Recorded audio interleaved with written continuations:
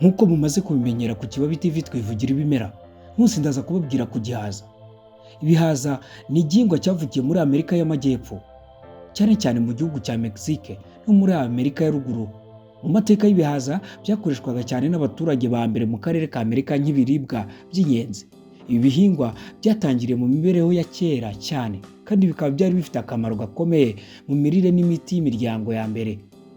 Ibihaza byatangiye gukwirakwira mu bindi bice by'isi nyuma y'uko abakoloni baje ku mugabane wa Amerika.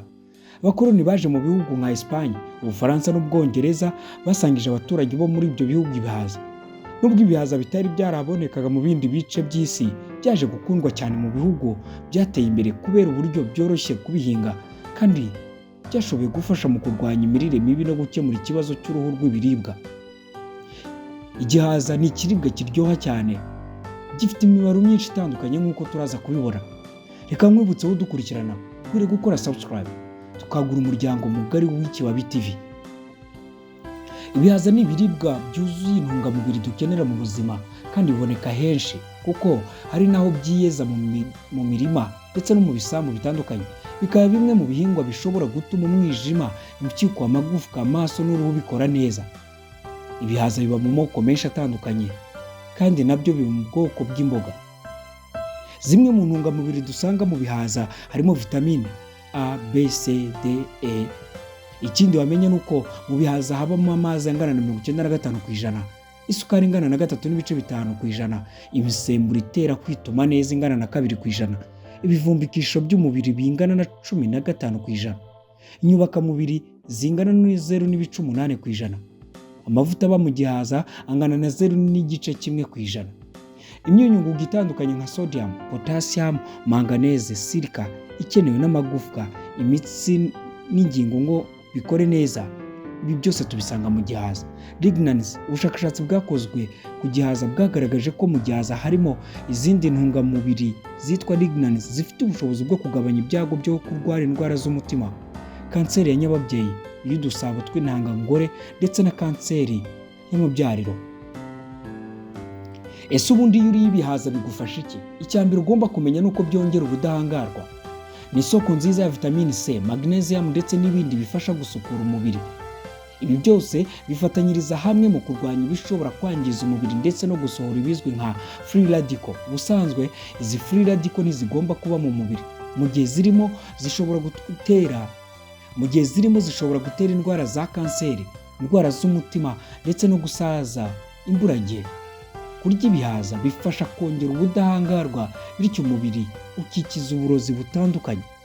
Icya kabiri ugomba kumenya, bifasha mu kurwanya diyabete. Ibihaza bikize cyane kuri vitamine B zitandukanye, fibre z'ingenzi mu mubiri ndetse n'ubwoko bw'ibinyamasukari buzwi nka pectin. Pectin akenshi yifashishwa mu kuringaniza isukari mu maraso no gutuma umusemburo wa insulin n'isukari yo mu maraso byose biba ku rugero rukwiriye mu maraso. Ku bantu barwaye diyabete, ibihaza ni ibyo kurya by'ingenzi cyane kuko bifasha isukari yo mu maraso guhora ku rugero rukwiriye. Icya gatatu ugomba kumenya ni uko biringaniza umuvuduko w'amaraso. Magnesium na potassium ziboneka mu bihaza zitabazwa mu kurwanya indwara z'umutima no kurinda udutsi duto dutwara amaraso ku mutima. Potassium yongera ubunini bw'udutsi duto dutwara amaraso ndetse n'imijyana, bityo amaraso agatembera gahoro, umutima ugatera neza. Fibre zirimo na pectin zifasha mu gukwirakwiza amavuta mabi iba yarafashe mu dutsi duto, bityo bikarinda indwara ya stroke ndetse no guhagarara k'umutima. Icya kane ugomba kumenya ni uko bifasha mu kurinda infection zitandukanye. Intungamubiri ziboneka mu gihaza cyangwa se mu bihaza zifasha mu kurwanya indwara zitandukanye. Nyinshi muri izi ntungamubiri ziboneka cyane mu mbuto z'ibihaza. Ni byiza kuzirya cyangwa kuzihekenya kuko zifite ubushobozi bwo kurwanya microbe, parasite ndetse n'imiyege. Icya gatanu ugomba kumenya, byongera kubona neza. Ibihaza bikungahaye cyane kuri vitamine A ku bwinshi, idufasha mu kureba. Habonekamo igera kuri 400% ikenerwa buri munsi. Kurya ibihaza biguha vitamine A nkenerwa yose. Vitamine ikaba ingenzi mu kurinda indwara z'amaso nk'ishaza, kugabanuka k'ubushobozi bwo kubona uko ugenda usaza, kureka kw'amazi mu maso, glaucoma n'ibindi bibazo bitandukanye by'amaso. Icya gatandatu tugomba kumenya ni uko bikomeza amagufwa.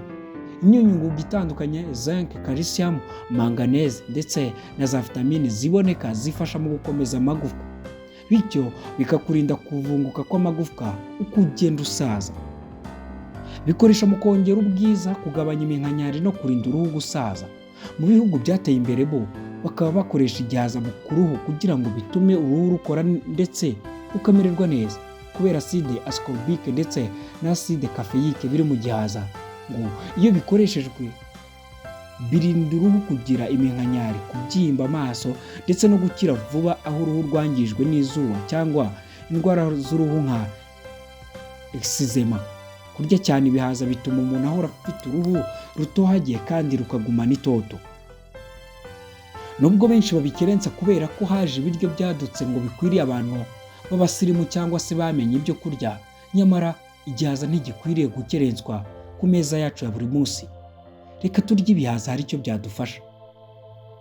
Ubutaha reka babwire ko tuzavuga ku mbuto z'ibihaza, akamaro kazo n'icyo zimarira imibiri yacu. Reka mubwire ngo iki ni Ikibabi TV, kora subscribe twagura umuryango ndetse ujye wibuka gusharinga, usige na comment. Ushobora no kutubwira ikimera twazakubwiraho akamaro.